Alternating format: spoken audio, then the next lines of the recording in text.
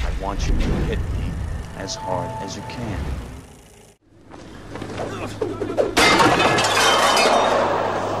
Are you not entertained? Are you not entertained? Why, yes. As a matter of fact, we were entertained. Maximus Decimus Meridius. My name is Gladiator. Okay, we can do that. Gladiator. Makes sense. It's the title of the movie. Gladiator. But although Ridley Scott's historical epic ended up an award-winning, crowd-pleasing success, battling through the difficult production was harder than wrangling tigers. Get your thumbs ready and find out what the f*** happened to this movie.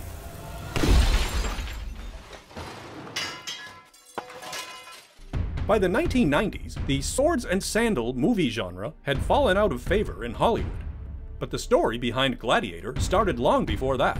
While on a motorcycle tour around the world during the 1970s, David Franzoni had been inspired by the ancient Colosseums he saw. Around this time, he was also introduced to Daniel Mannix's book, Those About to Die, detailing the sadistic spectacle of the Roman Games. The idea stuck with Franzoni, and years later, when he was a screenwriter working for DreamWorks on Steven Spielberg's slavery drama, Amistad, the script for Gladiator came to life. Franzoni was intrigued by the connection between the Roman era of worshipped arena heroes and modern-day sports celebrities, and he successfully used that in his pitch to get approval from DreamWorks. Putting the period on screen certainly wouldn't be cheap, but the parallels of stadiums filled with obsessive fans felt timely enough that the producers considered it worth the financial risk. DreamWorks producer Walter Parkes convinced Ridley Scott to direct the movie in the simplest way imaginable. He showed him one image of Jean-Léon Gérôme's famous 19th century painting, Pollice Verso, depicting an armored gladiator seeking a final decision from the crowd and emperor. Scott immediately committed to the project without even hearing what the story was about. Thanks for watching JoBlo videos. If you enjoy our shows, please like and subscribe, and click the bell to be notified when new videos go live. Now, back to the show! For the movie's lead role, Mel Gibson was approached, but at age 43, he felt he was too old for the part. Antonio Banderas and Tom Sizemore were also considered. Russell Crowe had made an impression on Hollywood thanks to his fierce performance in LA Confidential, but he was hesitant about taking on such a physical role.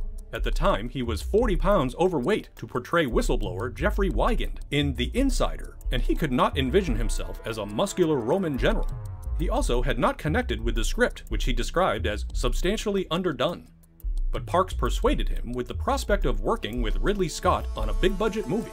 Crowe was further urged by his insider director Michael Mann, who had actually passed on directing Gladiator himself. Crowe got into arena condition the old-fashioned way, by working on his farm in Australia. To play Maximus, often referred to as the Spaniard, Crowe had wanted to employ a Spanish accent, which he modeled, ironically, on Antonio Banderas. But Scott was not convinced by the attempt, and also wanted to maintain consistency with the other screen Romans to avoid audience distraction. For the other major roles, Jude Law was in contention to play Commodus, but Scott was determined to have Joaquin Phoenix play the twitchy, temperamental tyrant. Jennifer Lopez auditioned to play his sister Lucilla, which ultimately went to Connie Nielsen. Richard Harris was considered for the part of Gladiator owner Proximo, which instead went to Oliver Reed. Crowe had wanted his Insider co-star Christopher Plummer to play Emperor Marcus Aurelius, which ended up going to Harris. Peter O'Toole had passed on the part of Senator Gracchus, and Scott filled the robes with Derek Jacobi. Djimon Hounsou would play Maximus's friend and fellow enslaved fighter, Juba. Scott would draw influence from period classics like Spartacus, The Fall of the Roman Empire, and Fellini's Satyricon. As pre-production began and storyboards were developed, it became clear that replicating the necessary scope was going to be expensive and logistically complex. As Walter Parkes said, "We committed to do the movie with very little evidence we could do the movie." When Scott visited the real Colosseum in Rome, he actually thought it was too small for his vision. He wanted to present what he called a Rome of the imagination, inspired by artistic depictions of the city and arena games. But he also strived to balance a sense of realism and hoped audiences would feel they had watched a documentary. In addition to the impressive sets, the film would ultimately require 10,000 costumes, including 1,500 suits of armor, and all the necessary weapons used by the gladiators. But the script would be a primary source of headaches throughout the entire production. Franzone's original draft followed an athlete named Narcissus, loosely based on an actual historical figure who trained and later assassinated Emperor Commodus. Scott and Crowe both loved the broad strokes of a military commander forced into slavery as a Colosseum combatant, but they thought there was huge gaps in the narrative. Crowe also demanded a name change for his character. My name is Maximus Decimus Meridius. John Logan, a playwright who had also done Oliver Stone's Any Given Sunday, was brought in to rewrite the script. Logan would add some depth and nuance to the characters, and also established the catalyst for Maximus's journey by killing off his family. But even that didn't solve the problems. A table read with the cast just 2 weeks before principal photography was a disaster. Writer William Nicholson was brought in for what was meant to be a quick rewrite. He would end up working on the movie until cameras finally stopped rolling. Filming began in January 1999. To achieve the wide-scale fiery carnage for the opening battle sequence with the Roman army unleashing hell on Germanic tribes, the production went to Bourne Woods in England, which conveniently had been marked for deforestation by the Royal Forestry Commission. So all that combustion and destruction served a positive purpose. All the equipment used by the Roman army was built practically and fully functional, including catapults, scorpions, and 20,000 arrows. Scott also wanted snow for the scene, and somehow the weather fortunately complied, although the resulting mud and slush added yet another layer of complication to the shoot. Still, despite the conditions and the complexity of costuming and coordinating hundreds of extras, this portion of the shoot was wrapped in 3 weeks. The production then moved to Morocco, where an actual arena was constructed right beside an existing village. Shooting the script chronologically proved challenging because it was constantly changing. Scott embraced a spirit of collaboration with his actors, partly out of necessity. They would each contribute ideas and moments for their characters, and Scott and Crowe would convene with the writers each evening to make changes, which would be sent for overnight approval to parks back in Hollywood. That convoluted process didn't necessarily provide adequate results.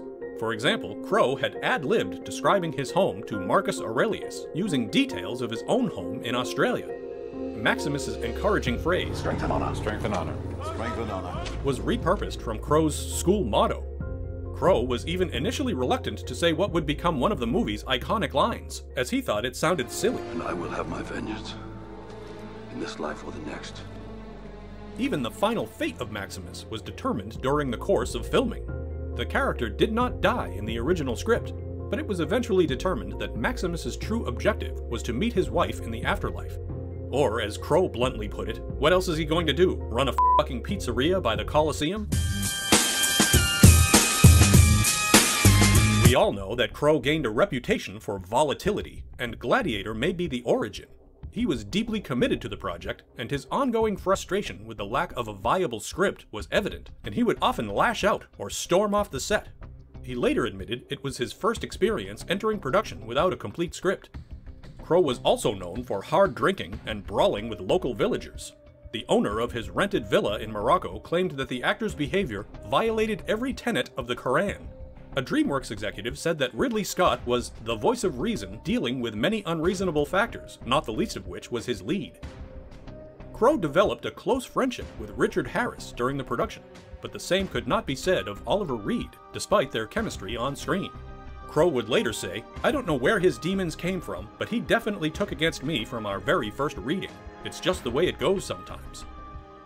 Joaquin Phoenix was often anxious about performing in his first big-budget movie. Before shooting a confrontational scene with Maximus, he had asked his screen rival to psych him up by smacking him around.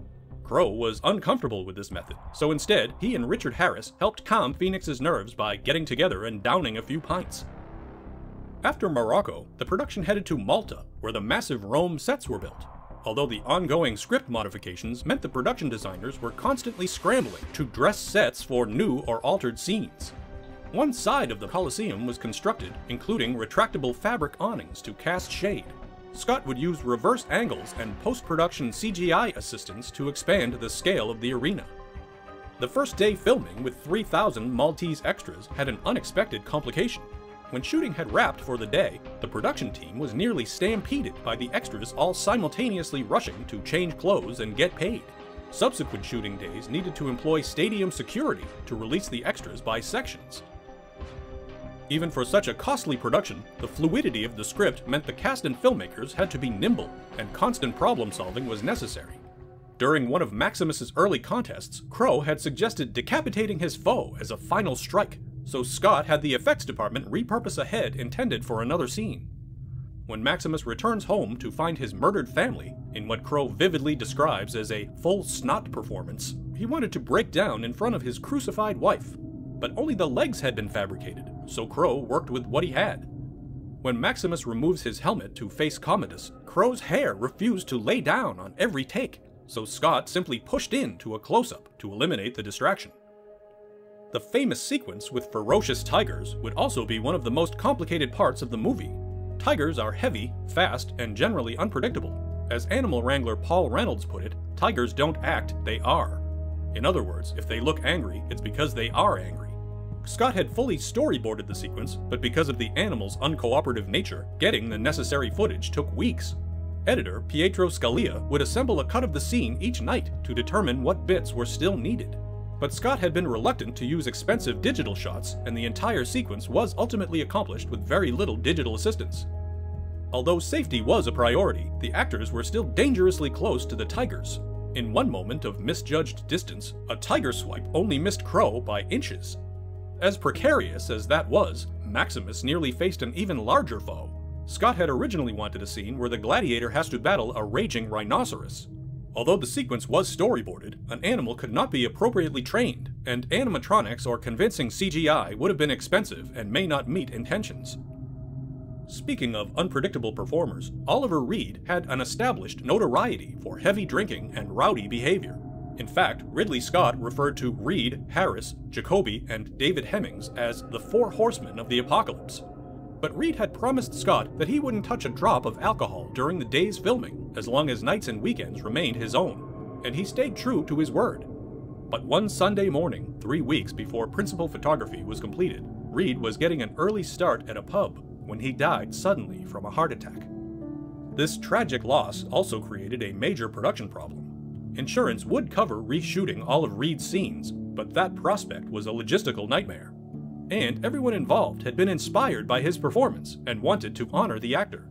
Using extra footage, a body double, and some digital trickery, Oliver Reed was effectively resurrected to complete his final performance. His planned scene at the end was instead given to Djimon Hounsou's Juba, which made sense thematically as the character had organically become closest to Maximus during the evolution of the script. Through all the pressure, tragedy, frustration, danger, and complications, the film finally came together. At an eventual cost of $103 million for a story in an unfashionable genre, it also presented considerable risk. At that time, a budget crossing $100 million was mostly unheard of in Hollywood, with rare exceptions like Titanic, Armageddon, and the notorious Waterworld. And while Ridley Scott was a respected director, most of his 90s output was overpriced and had underperformed. There had even been studio discussion of somehow trimming the movie to avoid an R rating. But when Gladiator opened in May of 2000, it was a runaway box office success, ultimately collecting $460 million worldwide. The majority of critics cheered the blend of period drama and visceral spectacle. That praise extended to the Academy Awards, with the movie earning a dozen nominations and taking 5 Oscars, including Costume Design, Best Picture, and a statue for star Russell Crowe, launching him onto the Hollywood A-list. Perhaps unsurprisingly, its accomplishments revived a genre that was practically extinct. A wave of similar expensive historical epics followed, including more efforts from Ridley Scott himself. But while there were some exceptions, not many would achieve the same levels of success or acclaim as Gladiator. A sequel was long discussed, somehow, but has yet to materialize. Russell Crowe and Ridley Scott would reunite 4 more times, and the actor seemed to grow more accustomed to a loose production process, once joking to his director, "One of these days we should actually do a film where we know what we're going to do before we start." More than 2 decades later, their first collaboration has demonstrated its lasting power.